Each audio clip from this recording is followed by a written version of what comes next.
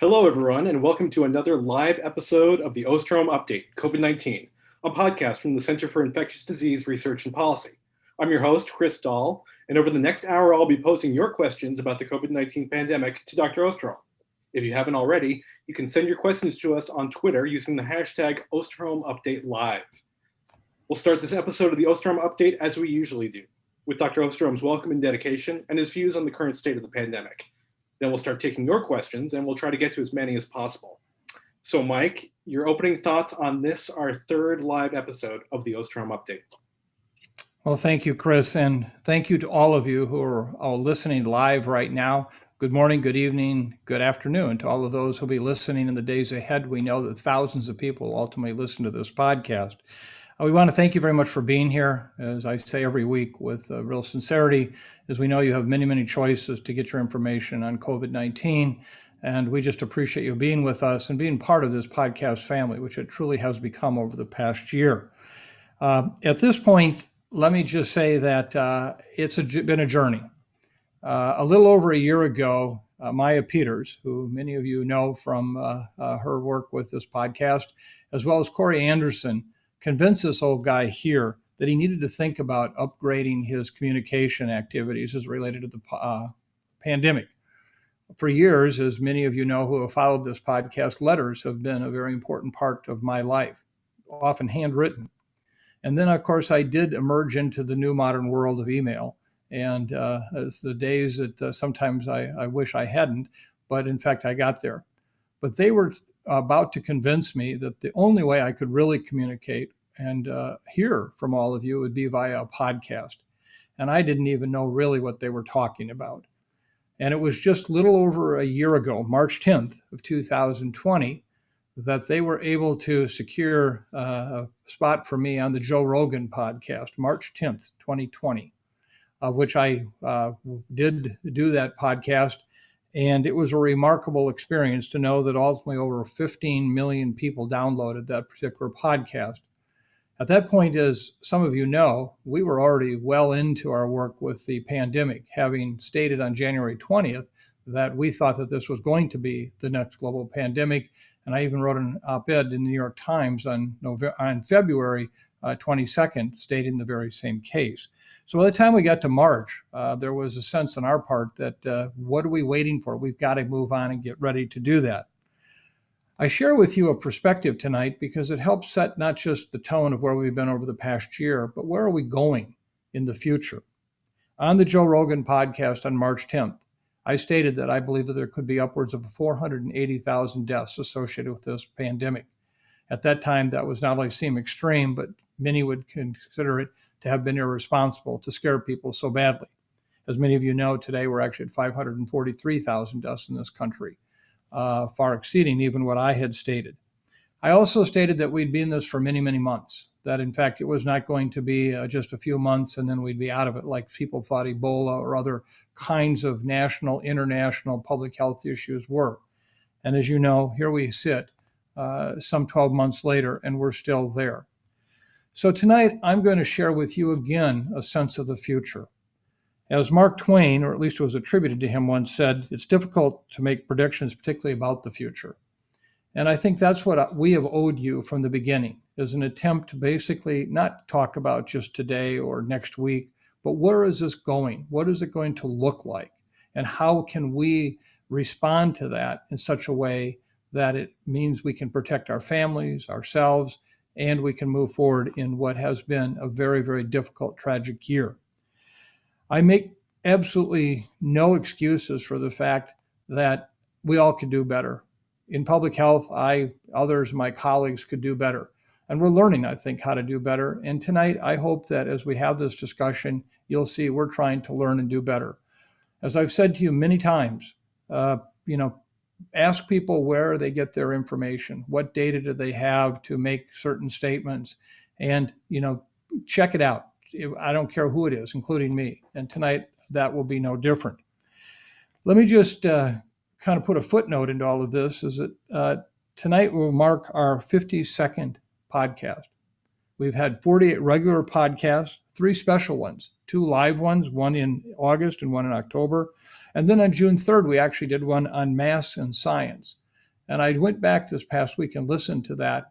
And it's remarkable, the nuancing we were trying to share with you back in June of last year is still very, very much a very safe and real recommendation for what we need to do today. So today is our 52nd podcast, as I said, and we'll keep doing these until this pandemic is done. We will be here. We are so fortunate to have you here with us. The communications we get from you is so remarkable. It becomes almost a full-time job just reading the incoming mail, and we love it. So please don't stop. And it's in that regard I make the dedication tonight. That dedication is to you. We're dedicating this podcast to all the listeners, the people who become part of the Update podcast family. And I say that with real honor and real sincerity. Thank you for what you do to stay with us. Now, if you're a podcast family member, you know no introduction is complete without a little comment about light. It's getting better. Now, we're not meeting 1 week after our last podcast. Obviously, we post on Thursday mornings. Today, here we're a little early relative to the podcast, so we're not quite at a 7-day mark. But today, the podcast here in Minneapolis, St. Paul, not the rest of the world, but here, we will have 12 hours and 19 minutes and 52 seconds of daylight. What a remarkable change. That is, in fact, an increase of 15 minutes and 45 seconds since last week. And so we're excited to continue to see the light coming. It's going to only get better and better for our friends, colleagues, and family members in the Southern Hemisphere. As I say each week, we're sending light to you. And in a couple months, unfortunately, we're going to need you to help work with us. So, but hang in there, the light's coming. And we're very excited about that. So let me just conclude by saying at this point, thank you again so much for being here. And let's get on with the show, Chris. So, Mike, as you noted, it's been a year since we started this podcast, and we're in a very different place than we were during our 2 previous live episodes, which were in the summer and the fall. So the U.S. is now averaging around 53,000 new COVID-19 cases a day. The vaccine rollout continues to pick up steam, but we've essentially hit a plateau after several weeks of significant declines, and many parts of the country are loosening restrictions. Meanwhile, there's a variant-fueled surge in Europe. So what does the current situation in Europe tell us about what we could see in coming weeks here in the United States? Well, let me just share right now that we're really in a tale of 2 cities kind of environment. The first city, which is the optimism with the reduction in cases, which has been real in a major way since January. And we have vaccine rolling out, a vaccine that is highly effective against most of the strains of this particular virus that we're dealing with. In fact, so let me cover a little bit about the tale of the good city and then add some perspective. As you pointed out, we have had a remarkable rollout of vaccine. Remember, it was 50 days ago that the president indicated he wanted to have 100 million doses administered in the first 100 days, and we're already at 128 million doses. And that is great news. To date, 25.3% of the U.S. population has received 1 dose, 13.7% have received the full 2 doses. The Johnson & Johnson vaccine, which is the single dose, has only limited distribution, so we haven't had so many there as to really make a difference in terms of the number of people vaccinated.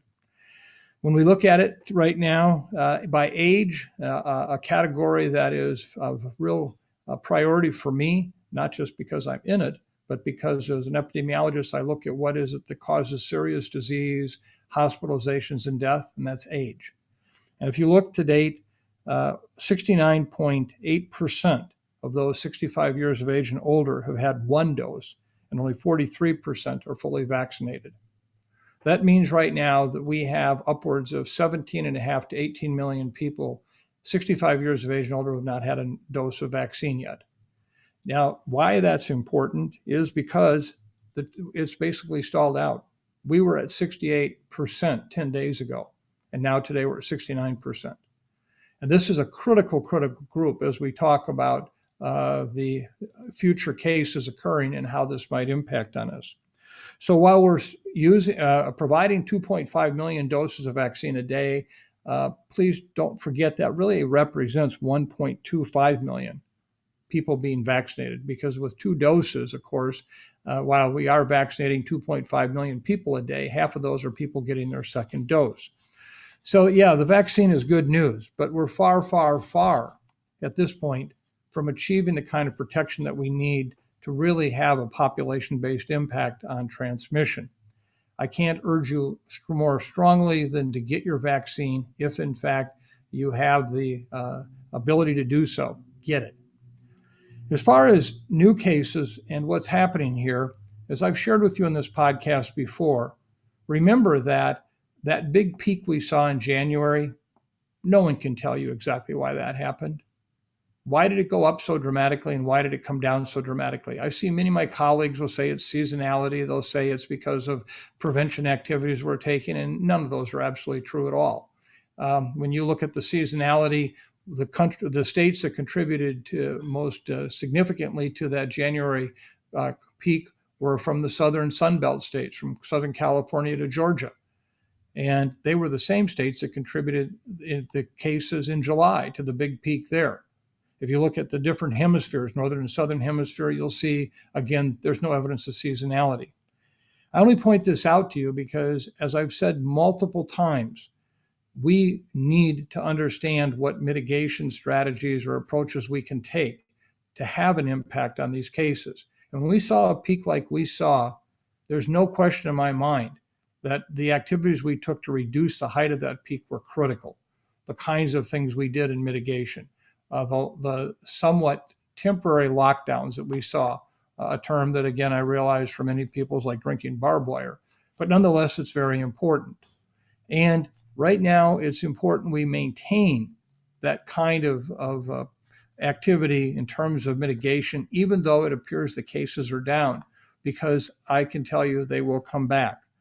If we look at just what's happening on the 7-day rolling average in the United States, cases have come down. We're all feeling good about it, like somehow we're in control. Remember, we are not driving this tiger. We are riding it. If you look at the number of cases and the 7-day rolling average, there's been a 1.8% increase in new cases as of yesterday. That was compared to the previous 7-day rolling average a week ago of 9.5% decrease in cases. So almost a 10.5% turnaround just in the last week.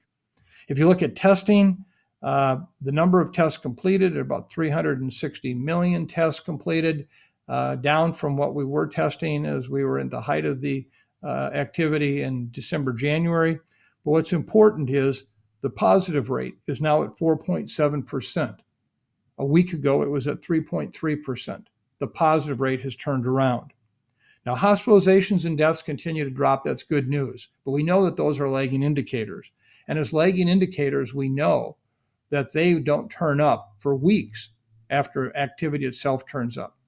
I would say right now, we are on the verge of seeing that potentially very serious uptake in cases. If we look at the B117 variant, something we've talked about many times here, this is the variant originally discovered in the United Kingdom. It's one that's been associated with anywhere from 50 to 70% more infectiousness, also associated with 50% or more increase in serious illness, and now impacting on all ages, from young children all the way through to the elderly frail. And when we look at what's happened with B117 in the US, just as it's happening around the world, the numbers have continued to increase as a part of the number of viruses circulating in the United States. CDC is reporting as of March 21st, 6,390 cases have been confirmed in 51 jurisdictions. Just mind you, that's up from 4,690 a week before. So an increase almost of 1,400 cases in just 1 week. Now, I would agree that we're still flying blind, and in a very real way, this shouldn't be reflective of what has actually happened with B117. I think it's actually much more significant than even our lack of proactive sequencing on a major scale is providing us. If we look, however, though, what's happening, let me just give you some examples of areas to look at. Remember, we've talked all along about the regionalization of cases in the United States, and I, for the life of me, can't tell you why that's happening. And anybody that can, again, be very careful about what they're providing you. Ask them for why, their database. As you may recall, the upper Midwest actually had an increase in cases around Memorial Day of last year. And then we saw activity drop precipitously in July, August, only to start up again in October. And our peak in November in this country was largely made up of the North and South Dakota, Minnesota, Wisconsin, Iowa, Michigan, those states there. And then that peak dropped substantially before we saw the southern states again turn on fire a second time.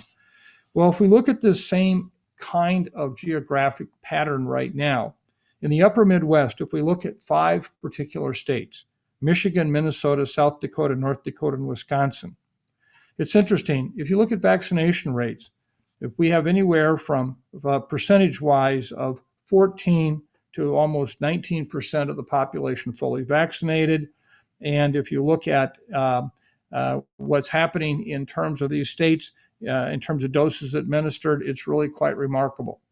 Yet, if you look at the actual cases and look at the 7-day increase, in Michigan, a 47% increase in cases. Minnesota, 22% increase in cases. South Dakota, 26% increase in cases.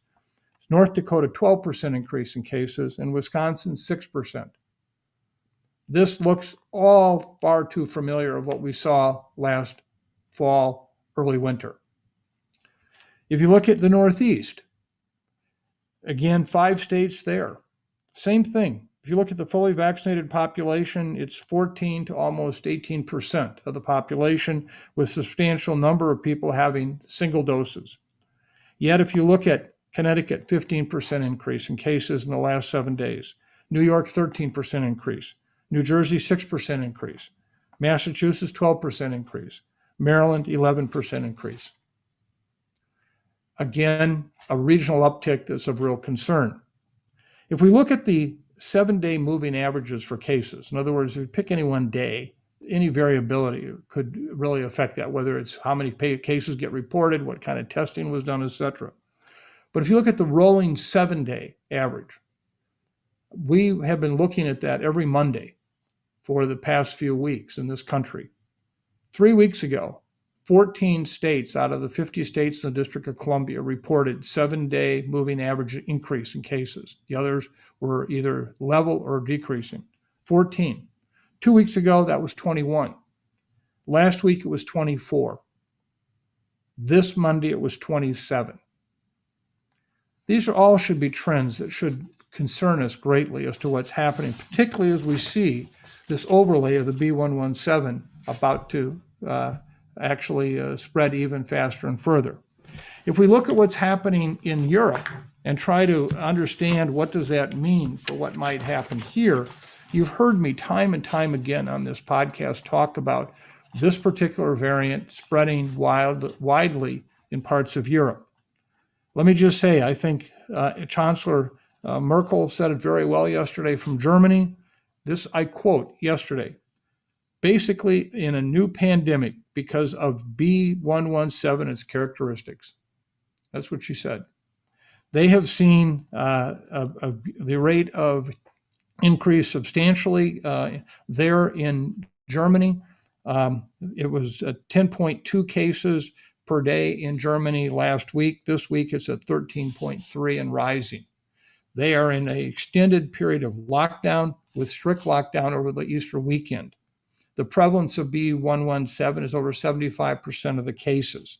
They have an active vaccination program going on, although not as significant as the US. Same thing is true for France.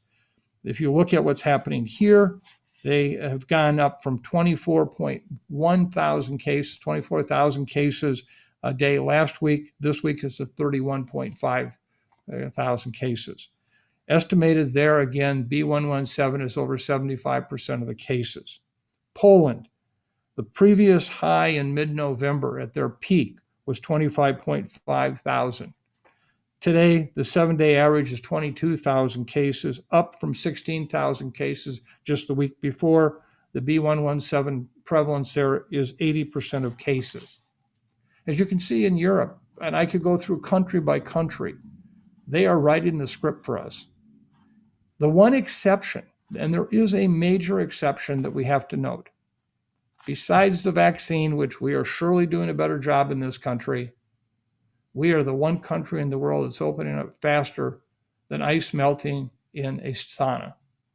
It's crazy. I don't know how else to describe it, but it's what we want. I understand the issues around how horrible it has been to live with this pandemic, how we want to get back to normal, how the case data should tell us it's okay to get back to normal, how if you're an elected official, how hard it is to anticipate this kind of situation when all the numbers seem to be in the right direction and the situation is vaccines coming.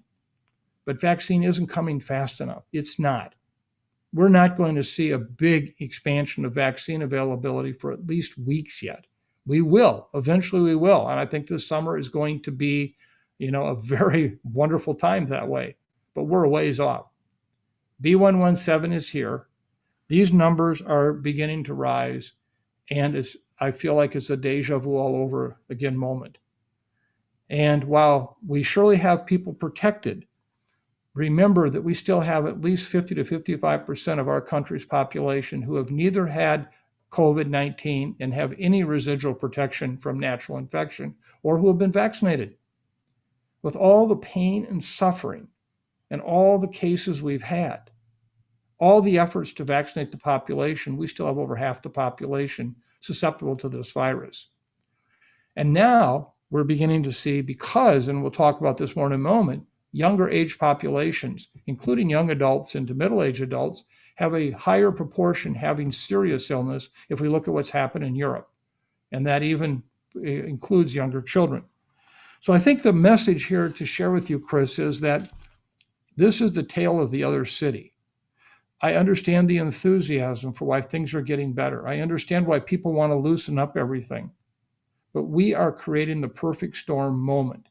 If Europe is having this many challenges with B117, and they have roughly the same number of people that have been infected over time as we've had, they are not as far along on vaccine, but not far when you think of only 15% of our population being vaccinated anyway. And look what's happening there. So I would leave it tonight by saying that, please, for the people on this podcast, you do not want to be the person who dies 5 days before they were scheduled to get their vaccine. You don't want to be. If we can get through this increase in cases, this surge, I really believe that we, in fact, will have a much better chance with this B117 and vaccine availability to actually be very effective against it. But for now, we're entering a period, I think, of heightened vulnerability, unlike maybe anything we've had in the pandemic to date in this country. So I would leave it with that, and I know that's not the news people want to hear, but it's the news you have to hear. And, this is part of the future. This is part of looking at where we're going. This is part of understanding what we can do to protect our loved ones. We're not asking right now for months and months, but we're asking people to say, if you haven't been vaccinated and you do not want to put yourself in harm's way. So, Mike, this leads me to our first question from Twitter. Gopher Fan asks, have you downgraded your Category 5 hurricane warning yet? Well, first of all, let me just be really clear when I'm talking about this hurricane phenomena. It applies to the United States, but it applies to the world. And when we talk about the pandemic, one of the challenges that I keep seeing us having is, in fact, what's happening worldwide. And what does that mean? Because the pandemic is not just in the United States. And if you look at what's happening here, I am convinced we're going to see this big uptick in cases. How big it will get, I don't know. But on a worldwide basis, we're still primed for a Category 5 hurricane. Let me just share with you again a sense of perspective. As of today, there have been 123,400,000 cases reported worldwide. Now we know that's a major underestimation or reporting of actual number of cases. There have been 2,719,000 deaths. But if you look at the relative proportion of reporting of cases, on January 4th, when the cases peaked worldwide, we actually saw it that day, that these are weekly numbers, by the way, March 23rd, today is for the last week. On January 4th, for the previous 7 days, there were 5,049,229 cases reported, 905,000 deaths. Then the cases dropped off globally, just like they did in the United States. It's hard to imagine seasonality if that's the case in terms of many parts of the world. On February 15th, for the week prior to that, there were 2,491,000 cases. So compare that to the 5,049,000 cases before. There were 274,000 deaths. Compare that to the 905,000 in the January 4th week. Big drop, major drops in transmission and cases. But March 15th, we are now at 3,316,000 cases and 266,000 deaths for the week prior to March 15th. We're coming back up. We've gained almost 825,000 cases since the low point in February.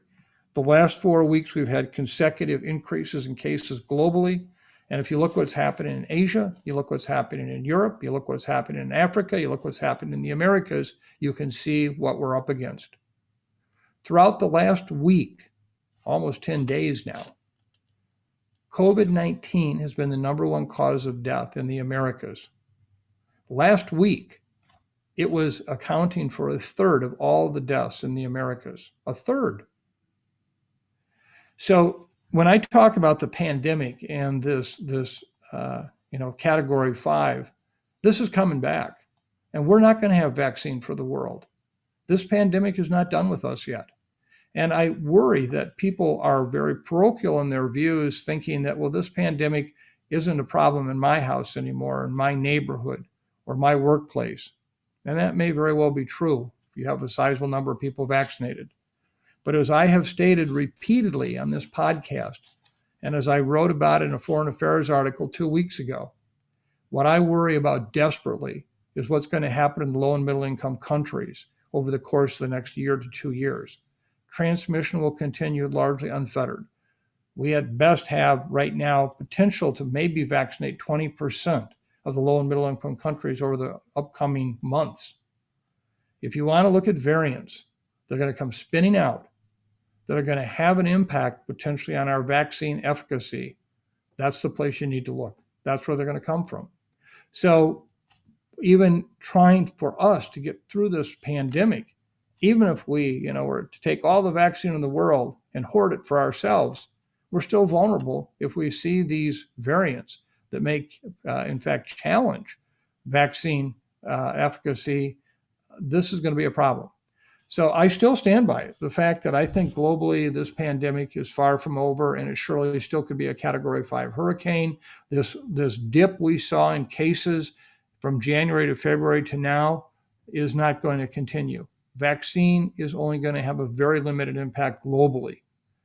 And what we're seeing now with the spread of the variants, with increased transmission, increased serious illness, and a broader spectrum of the population, I think we have a challenge ahead of us.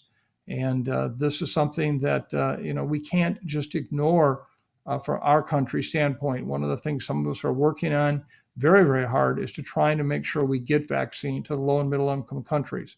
It's not just a humanitarian issue right now. It is that, but it's more. It's about strategically protecting the vaccines that we do have for the months and years ahead. So, Mike, we do have a few questions on vaccines, but before we get to those, I just want to ask you briefly to touch on the AstraZeneca Oxford University vaccine, because it's been in the news a lot in the past weeks, from the concern over blood clots among European vaccine recipients to some encouraging U.S. phase 3 trial data that was released this week, but is now being questioned. What should people make of all this news about the AstraZeneca vaccine? Oh, my. In a modern era of vaccinology with large pharmaceutical companies who are very experienced at dealing with the study of, the evaluation of, the approval of, the distribution of vaccines, it's hard to imagine a company even as with their academic partner, Oxford, could stumble and commit as many unforced errors as they have done.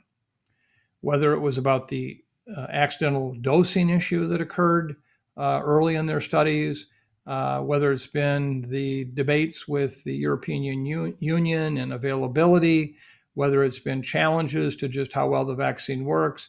The issue, I think, with the blood clots was a very unfortunate one in that at this point, the data surely don't support a major problem with that. In fact, it likely reflects background, although we have to keep an open mind to that. And pharmacovigilance for the study of these vaccines is very, very important to make sure that if there is a signal there, we catch it.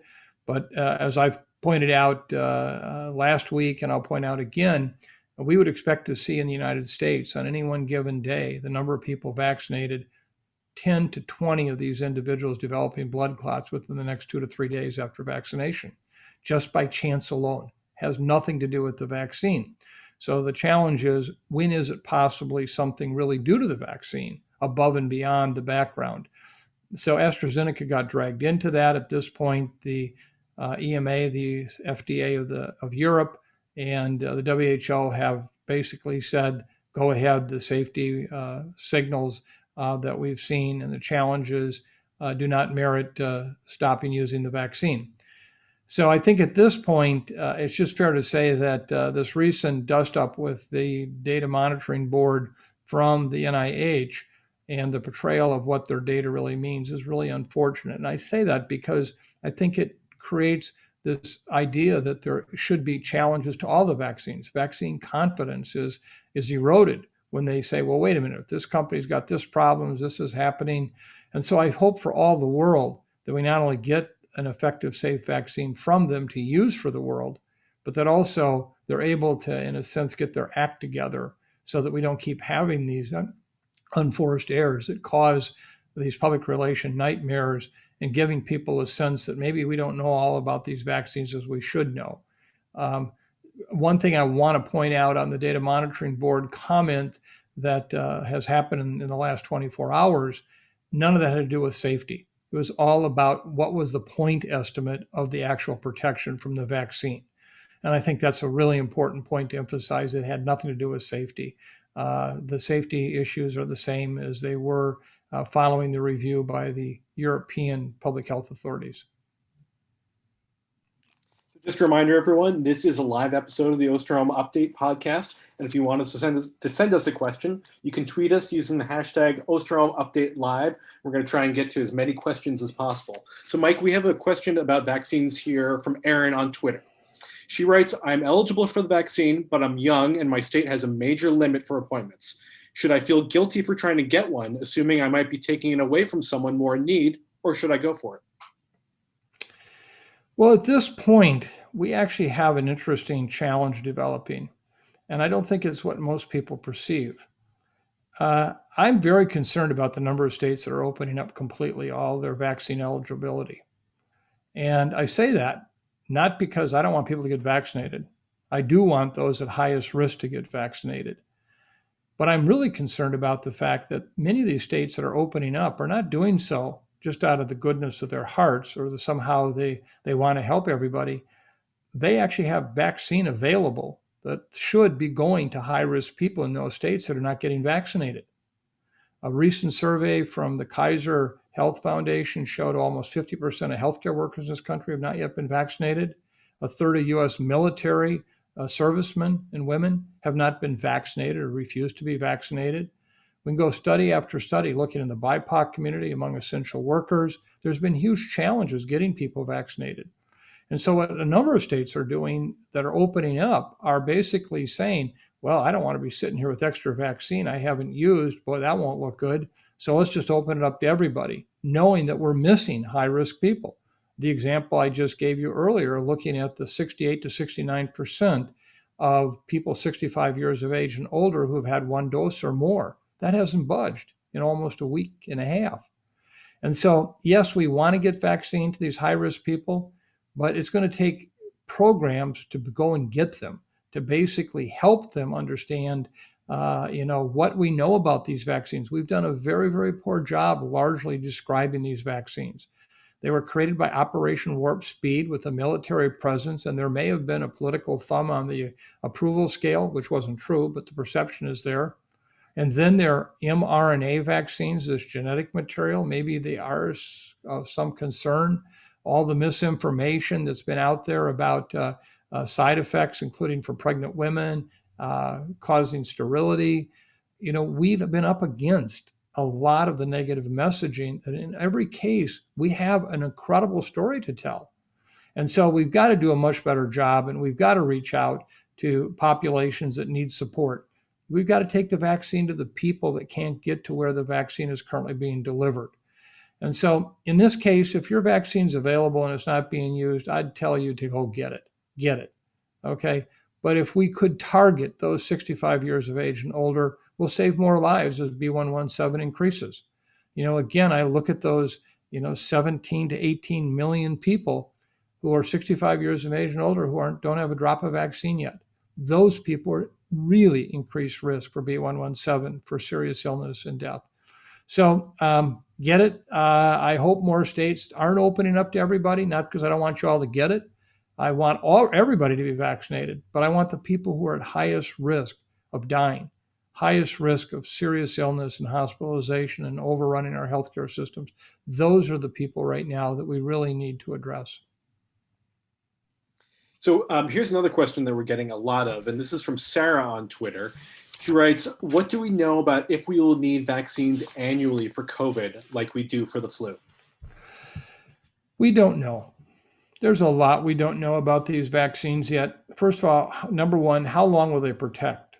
Will it protect for months, for years? What happens when we get re-exposed? Does that then help us have a boost and we don't need to be given a booster dose as often? What happens with these variants? I'm going to mention here at this point, the P1 variant that we've seen in South America, the B11351 variant we've seen with South Africa and its first identification there. These are all challenges yet that we don't really have answers for. Now, so far, the good news looks like even with these variants, it may have an impact on the immune protection from either vaccine or from natural infection.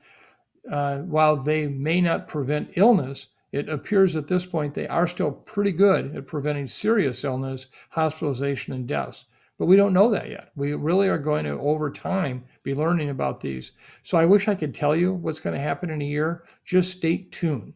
And I think that at this point, this is being carefully studied. It's being looked at. There are people who are already working on the idea of second and third generation vaccines that might very well provide us even additional protection against some of the variants.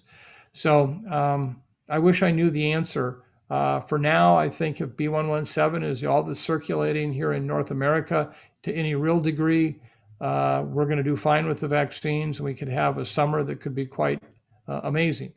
If we, in fact, see variants of concern that do impact on immunity, start to spread, and do have some impact on transmission, serious illness, and ultimately on the protection of the vaccine, then we're going to have some additional new challenges that we're going to have to address. And for me to tell you right now what those are, it would just be irresponsible.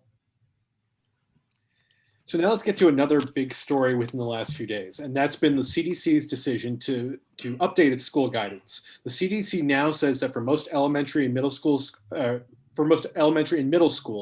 3 feet of distance rather than 6 is sufficient when masks are worn properly. So Cher, one of our viewers, wants to know, what is your take on this decision? Well, this is one of my oh my nights, okay? Because this is another oh my issue. I think this was actually a very poor move on the part of CDC, and I do not support it at all.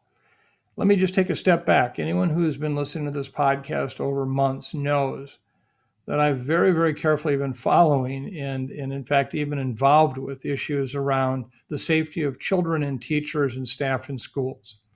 And I, for one, was a strong proponent in support of kids, particularly K through 8, going back to school. We saw very little evidence of transmission between kids or kids to teachers or teachers to children. And there was something that almost appeared somewhat innate in terms of the transmission or lack thereof in this age group. And at that point, it was obviously one where we still wanted to make sure we had as many safety features in place as possible. But we, at this point, said you can go do that. Now, we've all along, many of us, and if you've been listening to this podcast again, you know that aerosols play a very important role in the transmission of this virus. Aerosols, those tiny little droplets that float in the air like cigarette smoke, they travel long, long distances. I never understood even the 6-foot issue as saying you were protected. Now to say 3 feet, that is just unimaginable in terms of what we can anticipate protection. But having said that, if kids aren't transmitting, it doesn't matter whether, an inch away from each other. So what's different now? What's different now is B117. Absolutely challenging. We are seeing substantial transmission in young children. Right here in Minnesota, we have school-based outbreaks right now where youth sports are playing a huge role in moving it from school to school, town to town, and then spill over from kids to adults. This is being seen in other areas of the country. You can't handle school safety in the same way with B117 that you did before that time. So it's to me such a major game changer that we have to really reconsider what we're doing. And again, just let's be clear, a face cloth covering, we've shared this with you many times, can reduce your exposure, but only for a limited time. So if I have 50% leakage in and out of a face cloth covering, I may get 50% less dosage for a period of time if the virus is in the air. But as we've shown you time and time again, it's all about dose, and dose is time. If you put kids together in rooms for 4 or 5 hours, and now you double the number, where I'm sure you're not increasing ventilation twofold, you have just created a much more rich place for this virus to be transmitted. So I think that this is a mistake. I think that we will be, once with B117 spreading more widely in our communities, re-looking at this issue. I think we're going to need to pivot quickly. And this is not a failure of somebody screwed up. 3 months ago, I was on that side saying, get kids back to school. Losing this school is really unfortunate. It's a challenge. It's a challenge for the lack of learning, socialization, the whole psychological development of the child, the issue of parents working. I get all of that. And I know how important that is. But now we have got a game changer in here with B117. And so, again, the kids are not going to transmit any more effectively than adults, but now we're seeing kids transmit. There will be more illnesses in children. Still, I believe the majority will be in the minor scale in terms of severity, but at the same time, not all. And most importantly, they will serve as an important source of the virus in our communities. So let's just see what happens in a couple of months. I just don't want to have to do that same old of pumping the brakes in the car after you wrap it around the tree, which we're really good at doing in this country. We need to respond to the potential for school-based transmission with B117 now. And this is coming from a strong school attendee supporter.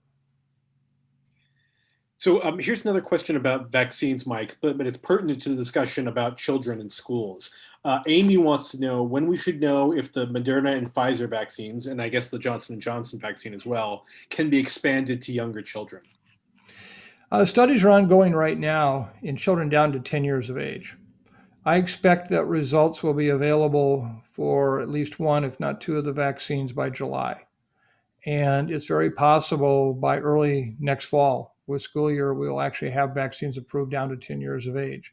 Studies are commencing right now down to 6-month-old infants, and those are going to be further off, but they too are being done right now.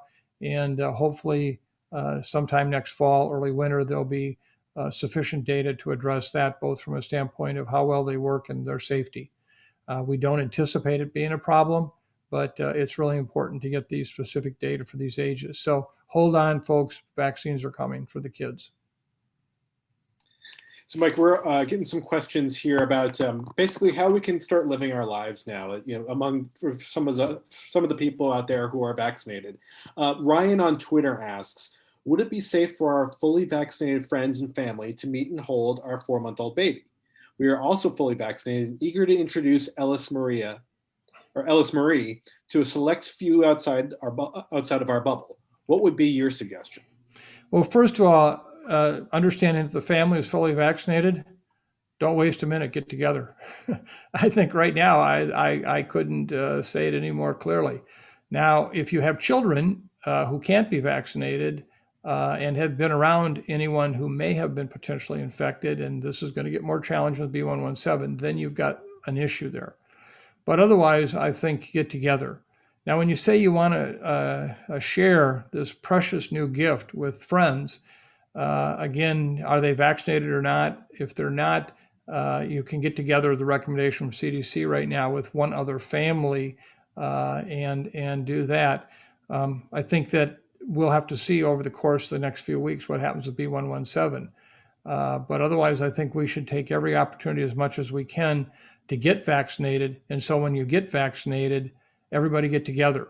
I'm already planning parties that I want to attend or have at my home with multiple couples, all of us vaccinated, no mask, having the time of our life, making up for lost time.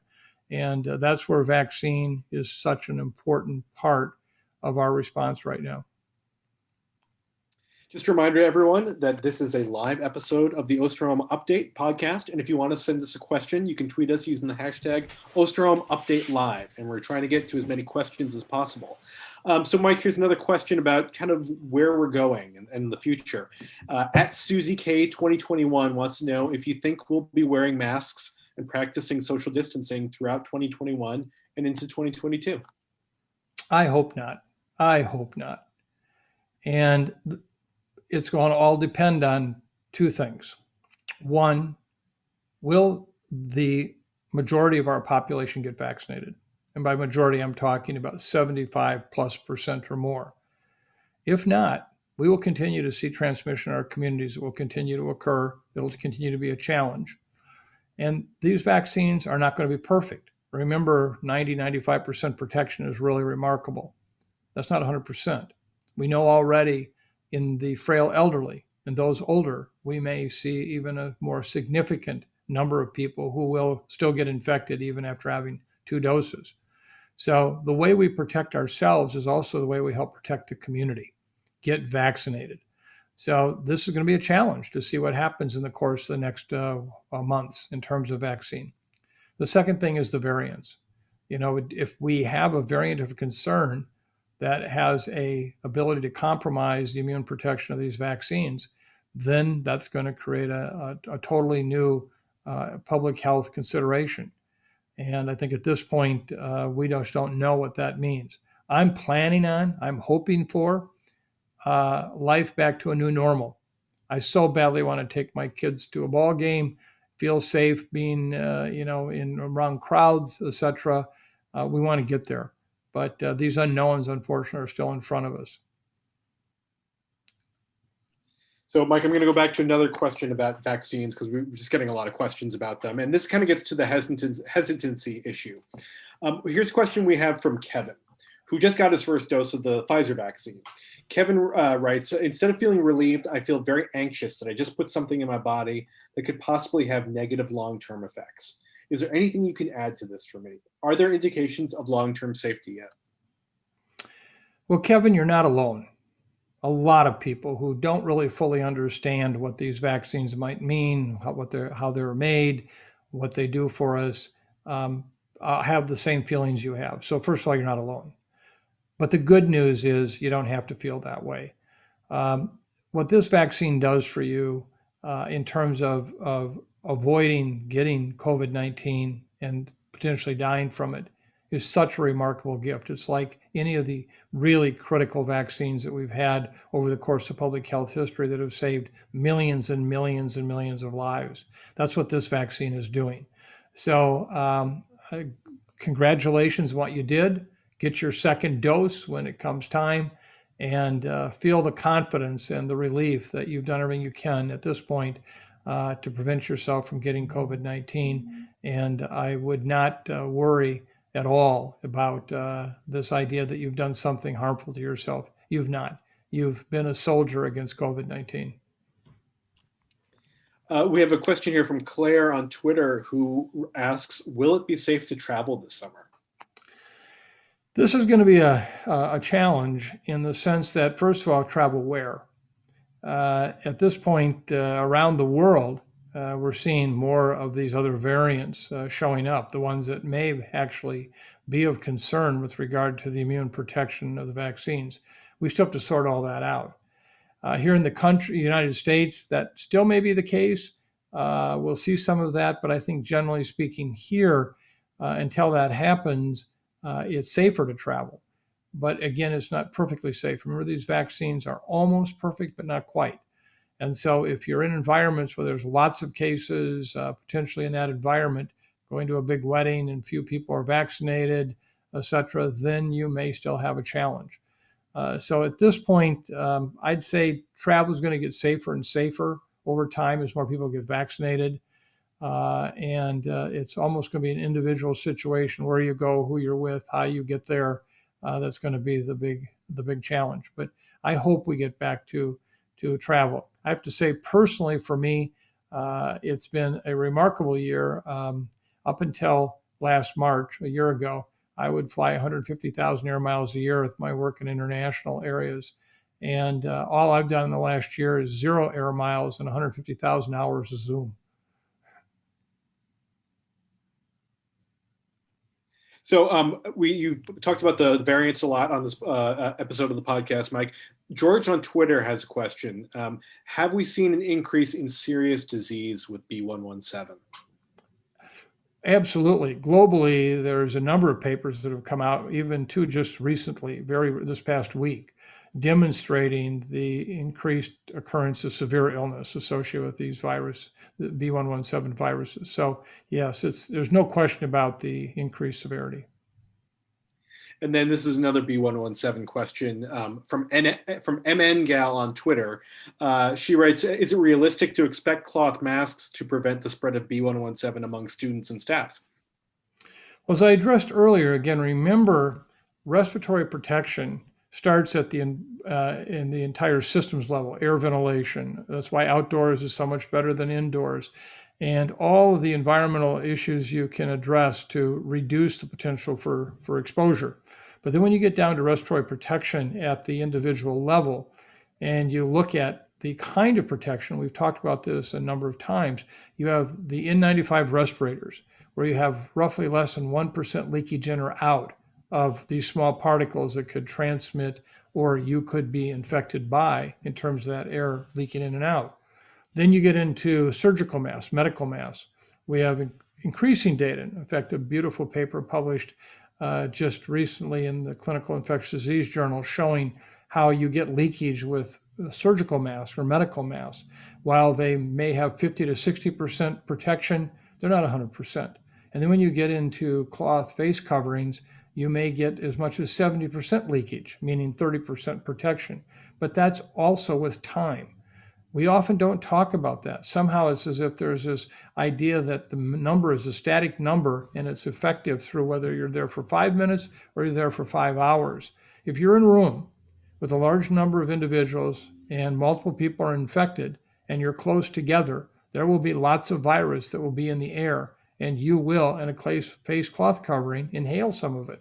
Or if you are infected, you will exhale some of that virus in your breathing. And you just, at this point, you can't get around that. That's just straightforward and simple. So I think that's why we're going to be constantly looking at school safety and understanding that, it was a very different ball game when kids themselves rarely got infected, or did they ever transmit the virus when they got infected. This is a different ball game now with B117. And then one last variant question here, Mike. This is from JM on Twitter.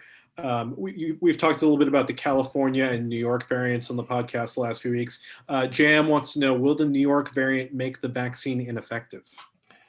At this point, there's still a lot of questions about the New York variant. My understanding is in the next day, they're going to actually be addressing this publicly in New York, actually suggesting that the B1526 variant is actually decreasing in its occurrence in New York, and other of the SARS-CoV-2 virus, particularly B117, are increasing. At this point, I have not seen any data, not to say that it doesn't exist or that it hasn't yet been fully obtained, showing a reduction in protection from vaccine with this variant, but it does have the mutation that we're concerned about with that very piece. Does the virus actually evade the immune protection from either vaccination or previous infection and immunity related to that? So stay tuned. We just don't know at this point. But this again is another one of those examples of 4 months ago, we would never have thought about or anticipated this very situation. So, Mike, as many of our Osterholm Update listeners know, this is around the point of each episode where we highlight a pandemic act of kindness. Mike, who is getting the spotlight tonight? Well, this is actually a very interesting, remarkable act of kindness. Akash wrote to us and in a very, very kind, thoughtful way, really gave this to all of us. This is a gift not only to CIDRAP, but it's an act of kindness to everyone on here. And he wrote, Michael, thank you for the wonderful podcast. It's been an amazing resource for me in a time when clarity is scarce. I love your segment where you talk about the increasing amount of light as we head into spring and summer. It is definitely a cause for joy. As a landscape photographer, I wanted to share with you and all of the listeners a few of my favorite moments of light. I hope you enjoyed, and thanks again. I have to tell you that the 7 photographs that he shared with us are simply remarkable. They're stunningly beautiful, and he took all of them. They're going to be posted on our Osterholm Update website here on this one. You can go take a look at them, and I know it will bring joy and just oohs and ahs when you see these. So thank you very, very much for this gift, and we appreciate it more than I can say. And I urge you all to go take a look at it. And there'll be a link to those photos in the YouTube live stream for all you who are watching. So we're just about near the end of our hour here, Mike. So your closing thoughts tonight. Well, again, thank you very much for being with us. It's gone very quickly. We never have enough time to really discuss all the issues. I hope there's been some information shared tonight that can be helpful to you. I just want to say at the outset again, we're getting close to that magic moment of having adequate vaccine for everyone.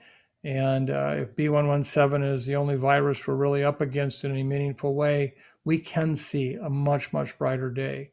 And so hang in there. Again, I can't say this any more clearly. No one wants to be the person to die 3 days before they're scheduled to get their vaccine. So let me leave you with a couple of things. First of all, I want to go back and urge all of you, if you haven't looked at last week's podcast, to go look at the Mended Heart pendant that's made by jeweler Karen Jacobson here in Minneapolis, St. Paul. This is an incredibly beautiful piece in honor of all that's been done to respond to COVID-19. She specifically made it just for that. And all the proceeds, 100% of the proceeds are going to the Frontline Families Fund, that fund that we helped start to take care of the families of healthcare workers who have died of COVID-19. So I urge you to go back to last week's podcast, and if you haven't looked at this pennant, you have to. It is remarkably beautiful, and it's so meaningful. So let me just close tonight in how I started. I talked about how I went from a letter to an email to a podcast. I've now been brought into the modern world of podcasts. Thank you, Maya. Thank you, Corey. Chris, thank you to you. Thank you to Angela Ulrich, who also is one of the very critical members of our podcast team. But I'm going to go back and be an old man. I'm going to go back and reminisce a bit. I'm going back to the letter. I actually read on September 17th, on the 24th episode, Long Haulers, I closed with a song by Bruce Springsteen and the E Street Band. It was a song that just struck me immediately. It's so beautiful. And it was actually the title track for his new album. This was actually recorded on September 10th of 2020. It was released on October 23rd, and it is such a meaningful piece to me. And it says everything about why I, again, do these podcasts and what I get from them from you. So here it is, Letter to You by Bruce Springsteen and the E Street Band. 'Neath a crowd of mongrel trees, I pulled the bothersome thread, got down on my knees, grabbed my pen and bowed my head, tried to summon all that my heart finds true and send it in my letter to you. Things I found out through hard times and good, I wrote them all in ink and blood, dug deep in my soul and signed my name true and sent it in my letter to you.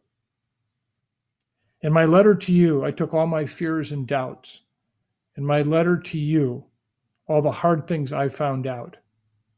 In my letter to you, all that I found true, and I send it in my letter to you. I took all the sunshine and rain, all my happiness and all my pain, the dark evening stars and the morning sky of blue, and I sent it in my letter to you. I sent it in my letter to you. In my letter to you, I took all my fears and doubts. In my letter to you, all the hard things that I found out. In my letter to you, all that I found true. And I sent it in my letter to you. I sent it in my letter to you. For the last year, every week I send you a letter.